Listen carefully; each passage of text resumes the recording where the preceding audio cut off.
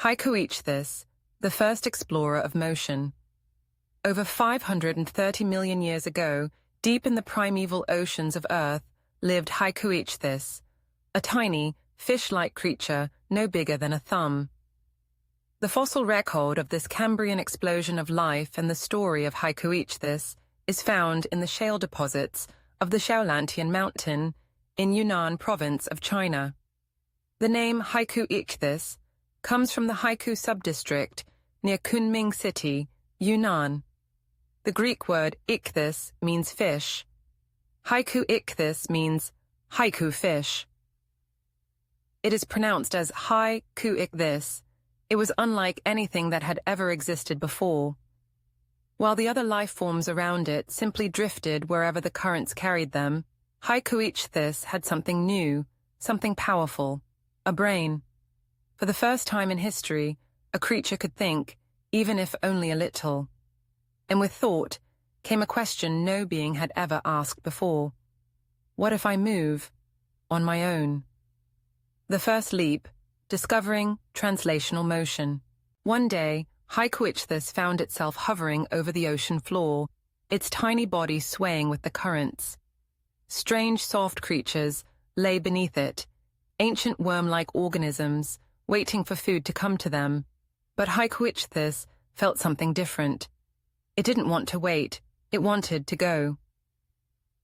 Tensing its tiny, flexible body, it gave a sudden flick of its tail and shot forward. For the first time in Earth's history, a creature had moved itself from one place to another. This was translational motion, the same type of movement that would one day send birds soaring, cheetahs sprinting, and humans walking on the moon. Excited, Haikuichthys flicked its tail again, propelling itself farther. The worms on the ocean floor were now behind it. A thrill pulsed through its primitive nerves. Freedom. It could chase, escape, and explore. It was learning to move from an initial point A to a final point B by changing its position in a straight, rectilinear line. This is the simplest type of translational motion. The first spin, discovering rotatory motion. But with new power came a new problem. Haikuichthys was moving forward, but what if danger was behind it? How could it turn? Ancient arthropods were predators which hunt tiny Haikuichthys as their prey. The invention of translational motion was a good start, but it was not enough.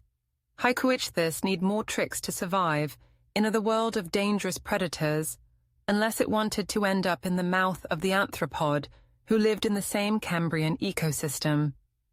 Then, Haikuichthys noticed something fascinating, a smaller, spiraling creature nearby. It wasn't swimming forward like a fish. Instead, it was spinning with the help of a tiny whip-like tail. Haikuichthys flicked its own body, trying something different this time. Instead of moving straight, it twisted its muscles in a way that made it turn in a wide arc. It had just discovered rotatory motion, the ability to change direction, orientation, by spinning around an axis, which may be fixed or moving. Now, Haikuichthys had mastered the two simplest motions. 1. Translational motion to change position, moving from initial point A to final point B. 2. Rotatory motion to change orientation, spinning to face a new direction. The legacy of motion. From that day on, Haikuichthys was no longer just another drifting creature. It was a pioneer, the first explorer of movement, the ancestor of every runner, swimmer, and flyer that would ever exist.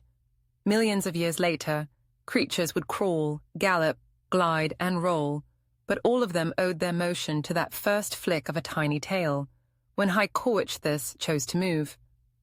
And so, deep in Earth's ancient ocean, the first voyager of motion swam forward, never looking back. The invention of those simplest motions, especially translational and rotatory motions, are inherited by humans today. Questions 1. Who was Haikuichthys, and why was it special compared to other early organisms? 2. What is translational motion, and how did Haikuichthys discover it? 3.